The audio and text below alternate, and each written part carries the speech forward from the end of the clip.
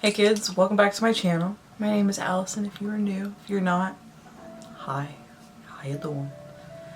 In today's video, I have not done a brush review. I think I've only done one brush review on my channel ever of some Milani brushes last year? The year before last? Not sure. Not sure at all. And I was so like nutrageously hyped about these brushes. These are the Melt Cosmetics Amor Eterno brush collection, 6-piece brush set. I wanted to get these when they had a secret sale like at the beginning of November and missed out on that literally by an hour. I was pretty pissed off about it. And then they came out on Black Friday. Got them. And it took forever for them to get here. My local post office hates me, I think. Man, a package will say it's supposed to be delivered on Thursday. You won't see it until Monday. It will kill you. So anyway, without further ado, I'm going to show you close-ups of each one of these brushes, go through the details of them, and ultimately we're going to use them. So, 6-piece brush set. This is your highlighting brush. I'm going to use it for foundation, maybe some cream products all over. You have 2 different transition brushes, a pencil brush, a flat brush, and a tiny little liner brush that looks like an expensive ink pen. Let me tell you, like, this looks like it came with a box and a warranty. Yeah, and it's supposed to be able to write upside down and you can use it in space and all that crap. But first up is the 777 Cara brush. This is synthetic bristles, they all are. This one I've barely used, but you can tell that there's a duo fiber effect to it and it has an angle. The brush itself looks metal, but I would say this piece here specifically is plastic. It just has a metal plastic sound to it. All the lettering on these brushes is lasered on, so that will rub off in the future. This piece is plastic, and the flat bristles on top are synthetic as well. I'd say it has the average thickness too. The 517 Lapis. Again, synthetic hair. Definitely plastic feel here. The rest is undetermined. This one is, you can definitely feel the length on this brush. So here's the head. I want to compare this to a few other pencil brushes that I have. We have Dose of Colors, Morphe, Idelium tools, and then our Melt brush here. As for length, you can see the Melt brush is definitely the longest. This brush, as I've said before, feels like a very expensive ink pen, is the Linea, or the lining brush, number 96. Then we have these 2 blending brushes, and I hold them together so that way we can show the difference between the 2. Now, I'm not sure why the brush names are so different. Like this number is 818, this one is number 87. Some are 2-digit, some are 3-digit. This one is the Mezcla brush, this one is the Transition brush. And the major difference between the 2, they definitely are the same length and have the same flexibility here.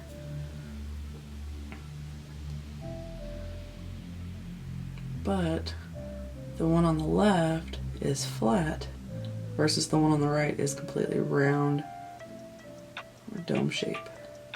And then here are all 6 brushes together. So next what I wanted to show is I pulled this random cup that usually houses a bunch of different little liquid products, but I wanted to put a couple different categories in this brush to show you size comparison. So these are a lot of my blending brushes,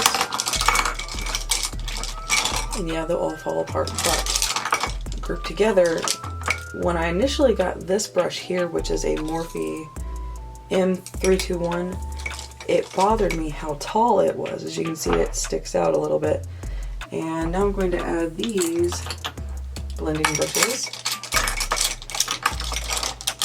You can see height-wise how substantially taller they are compared to all the brushes in this cup. definitely noticeable amongst the bunch. Similar story. This is an assortment of a lot of my shader brushes, liner brushes, different things of that nature in this cup. And these blend in a little bit better, but they're still the tallest ones out of all of these.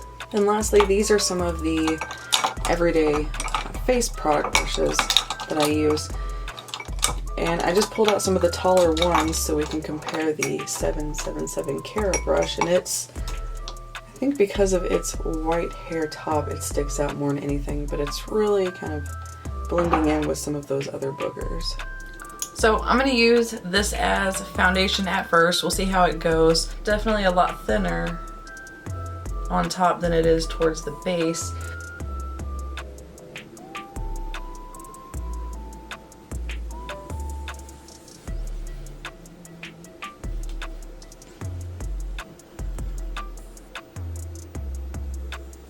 I can see little brush strokes. I mean, it's kind of more obvious that it would leave brush strokes, so you can see kind of the shape.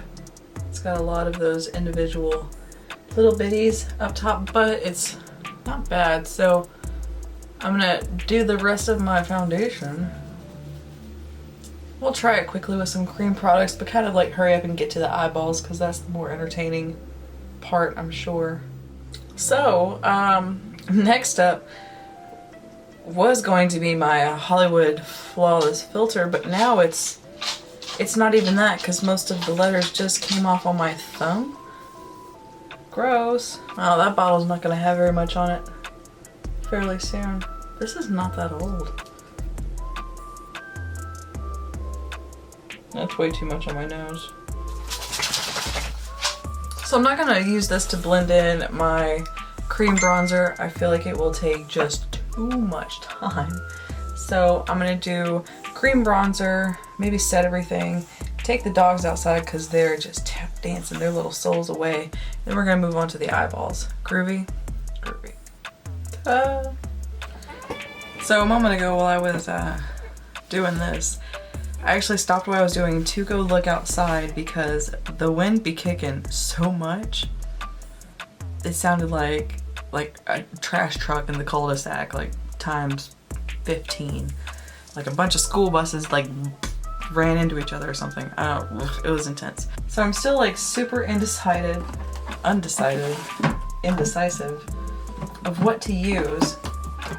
I got this recently. I don't think I've played with this on camera at all. So since the last time I filmed, which I feel like has been 2-3 weeks now, I ordered this from ColourPop. I ordered this just because it's an all brown palette. Why not?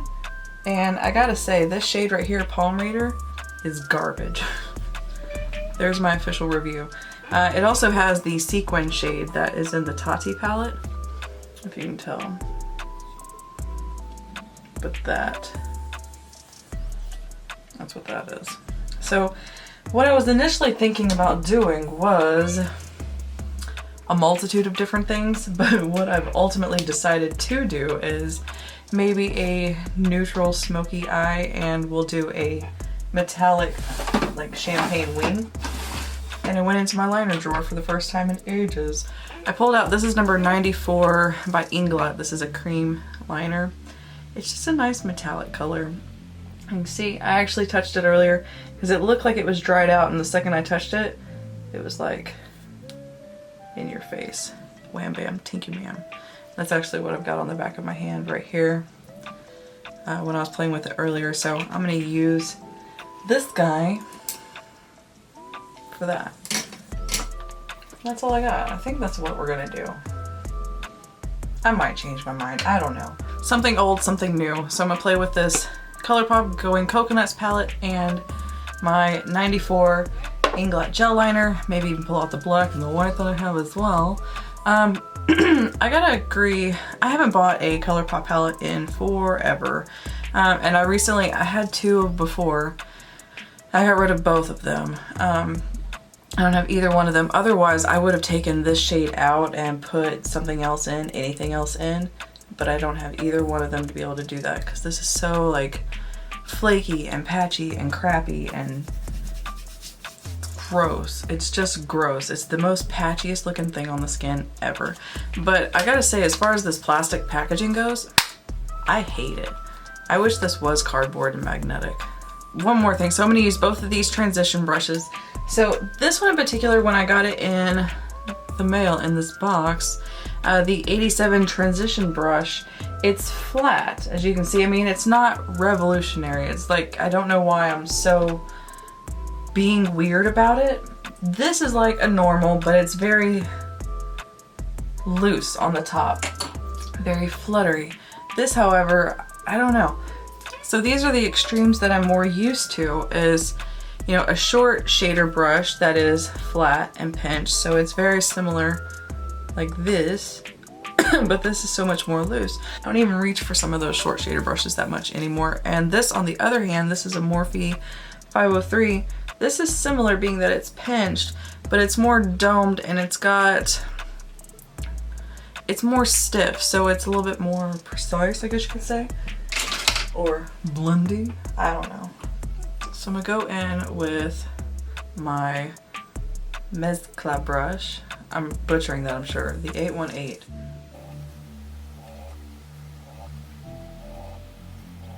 So these brushes, I will say, like, they have a good balance, a good weight to them. I do love the fact that they have a taper, like a gentle taper towards the tail.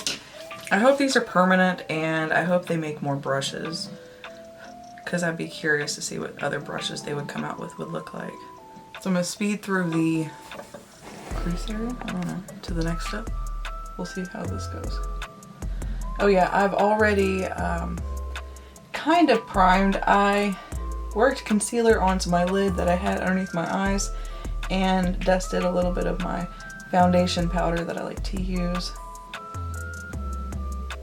right on top. I'm gonna switch over to this flat guy, the actual transition brush, and this is how much it picks up. Oh, here we go. So that's like, how many dips? How many dips does it take? This is brushing it.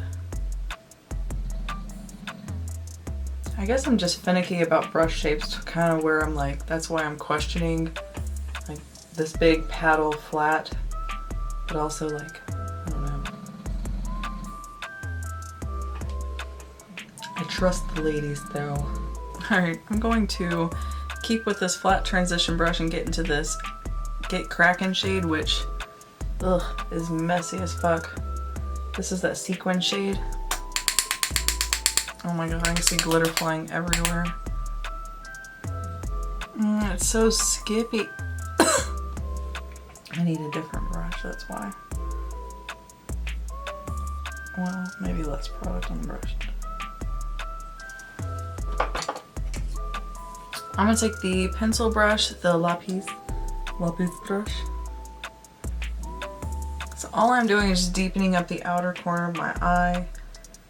You know, just playing. And using the pencil brush is not ideal, but I don't know, between the two of these, I'm not really going to get the coverage that I want. Or the little like soft fade, little soft glam fade we got going on. Alright, so I'm going to use this transition brush again. I'm going to go into the shade Shredded, which is that light shade.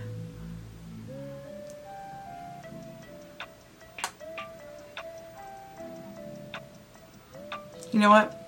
What I'm actually going to do is I've laid that down, and that's nice for like this little soft glam vibe. I'm going to repeat and do the same thing over here. But I think I'm actually just going to bust out the Tati Beauty palette and use one of those sequin shades for that inner corner. What is that? That laid down so weird. This is the shade Lovely Bunch, the one in my crease initially with our lapis. The pencil brush I have literally no complaints about. It is long, yes, I'll survive though. This feels like the bristles themselves feel just like my Delium's Tool brush, which was a super cheap little workhorse brush.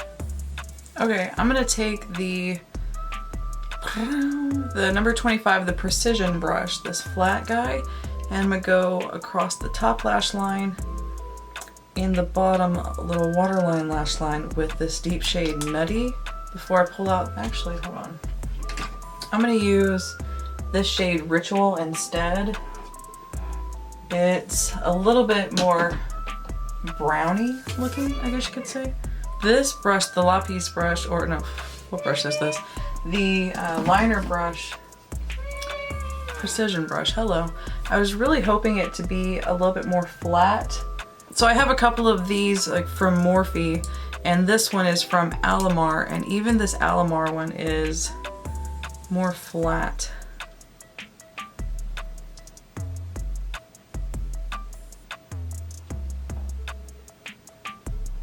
Cute. All right.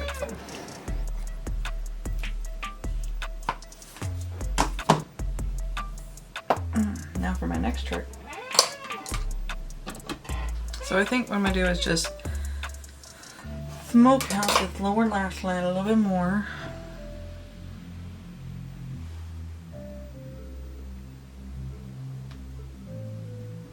The flat shape of this transition brush is handy for the little, you know, surfboard motion back and forth. Now for the exciting and dangerous part, the liner brush. Now when I saw the precisional bit of this brush, I was freaking excited. I love how stubby it is, so it makes me think it's going to be firm and stay firm, even though it's got a little give. The closest thing I kind of have to that right now is this, and this has got a lot of give to it. So that's where I fall back and use a lot of little itty bitty angled brow brushes instead of things like this, because I just can't use things like this. So I'm going to, ooh, like a knife. Look at that. See the little stabs? Look. Oh, bitch. I'm already excited.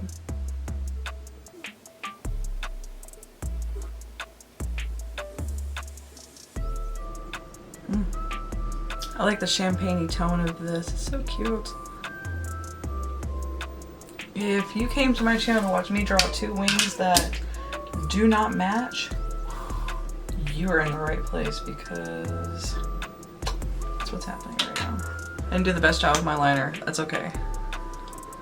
Whatever. This side does not match this side. At least it's not like black. If it was black, you'd be able to tell. So we'll just cover that up with some mascara.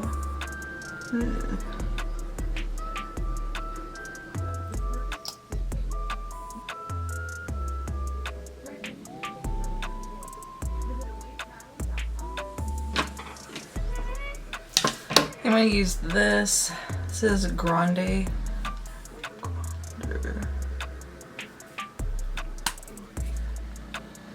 It's just so pretty.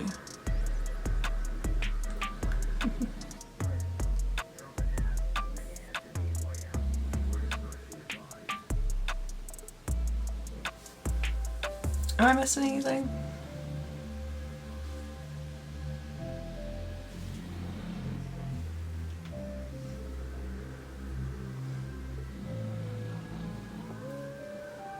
Okay, so these brushes, color. So when we look at the overall price of these brushes, this is a 6-piece brush set. It came with a cute bag. I don't care about the bag. Bag is fine. No offense to the bag. For each one, it's roughly $13.34 basically. So with that being said, I do have some likes and some dislikes about them. This I like. I love a tiny little precision brush. I love precision brushes regardless, so that's delightful. I do love some of my angled brushes more, like my little tiny Delium Tools brushes. It is what it is. I mean, it's fine. I do like this. This is a nice brush, although I do have a bunch of Morphe brushes. They're the exact same thing. This that's in the center of these brushes, this pattern, it's kind of nice. It's not rough or textured or anything. It's kind of a nice thing to hold on to. And it's clear on the inside. It's kind of cool looking. You can see the light through it. So these two brushes I would definitely have purchased. This I do like. This reminds me of like the Wayne Goss #1 foundation brush, and I'll continue to play with that. Pencil brush, I have several of these, so this is something I probably wouldn't have purchased individually. And then these two brushes, I do like this brush, the round one, the Mescla. But as far as this flat brush, I don't know. I'm kind of just, I'm still on the fence about it. I like it, but I don't know how much I like it. It's interesting. I'll continue to play with it because I'm just weird when it comes to brushes. All in all, I really like these. These are very tall in my pencil cup compared to all the other brushes that I have. Ironically, I just washed all of my brushes and now these are the only ones that are dirty. I mean, washed all my brushes, like it took like quite a few days of, you know, brushes. And I need to wash these now so they look pretty. And that's all I have to say. I love Melt Cosmetics. They're a cool company. So I definitely wanted to try out their brushes. Yeah. Thank you guys so much for watching this video. If you don't mind, you should subscribe to my channel while you're here. It's free. Give this video a thumbs up if you enjoyed any part of it. Could have been boring. I don't care. It is what it is. Check out some of my other videos. They're mildly entertaining as well. Am I always like very monotone, like low-key like this? For the most part, sometimes. It's quite enjoyable, to be honest. I'm not squeaking around and bouncing all over the place and yada yada. Anyway, tangent. Alright, I'll see you guys in the next video. Thank you so much for watching. Peace out. Huh?